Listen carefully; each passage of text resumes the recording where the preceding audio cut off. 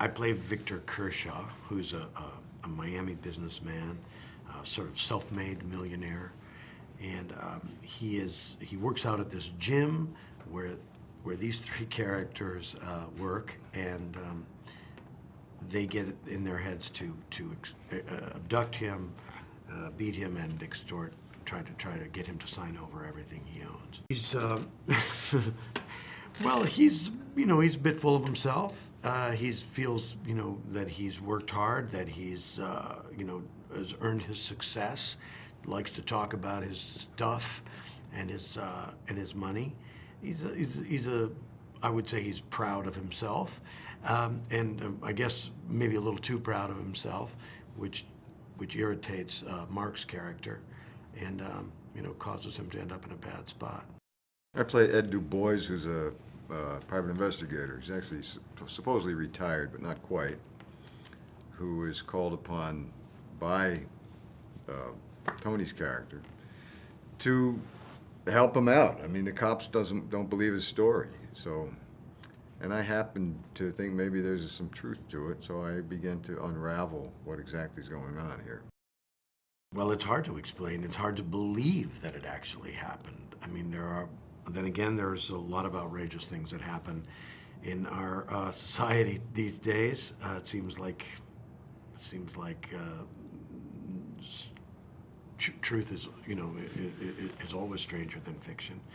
But yeah, it's outrageous. It's preposterous, and yet it happened right here in this city about 16, 17 years ago, and so yeah, it's really interesting to as actors to explore these characters, these real life characters.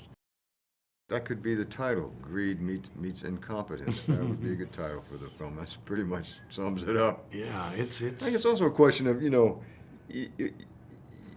you open that door of immorality or something, and you do something, you kidnap the guy, think he's going to sign over his wealth, whatever, boom, boom, boom.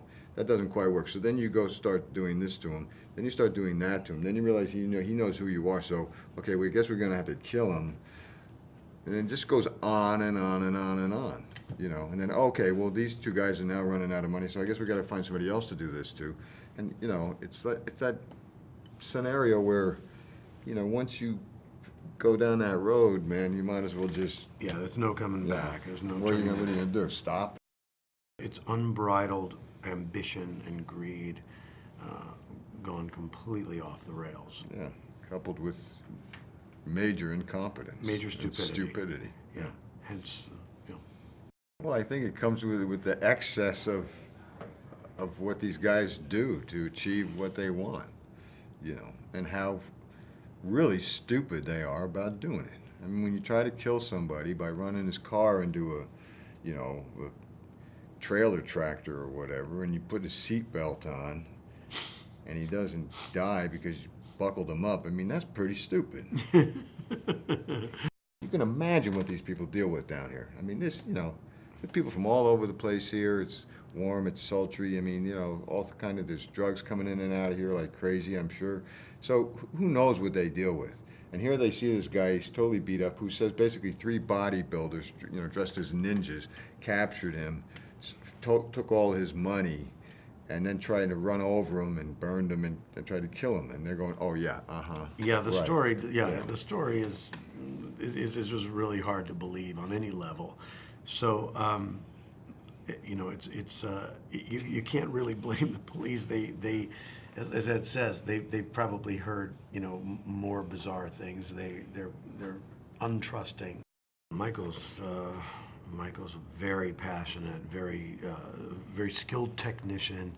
Has a incredibly specific vision about what he wants. He's been nurturing this project for a lot of years. He's been wanting to make this movie for almost a decade, and so it's kind of been under his skin and in his blood for a long time, and he was able to translate that vision to his actors, and he's come up with a really original film here. The script is so tight. It's so beautifully laid out.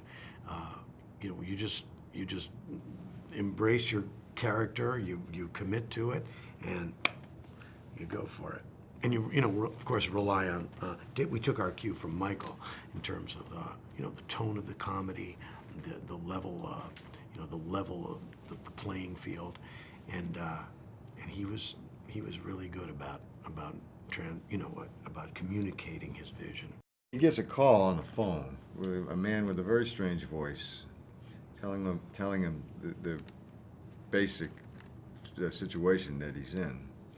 I'm not sure if I believe him or not. I actually don't initially. But I go to see him, and he's totally destroyed. I mean, his face, he's literally got tire tracks across his forehead. He's missing part of his nose. He can't hardly talk because he's like almost bit his tongue off. He's got, cuts and bruises. He's got neck braces, in a damn wheelchair. I mean, obviously something happened to this guy. So it's like, okay, what? And I say to him, if you're not telling me the truth, you're going to be in a lot more trouble than you already are.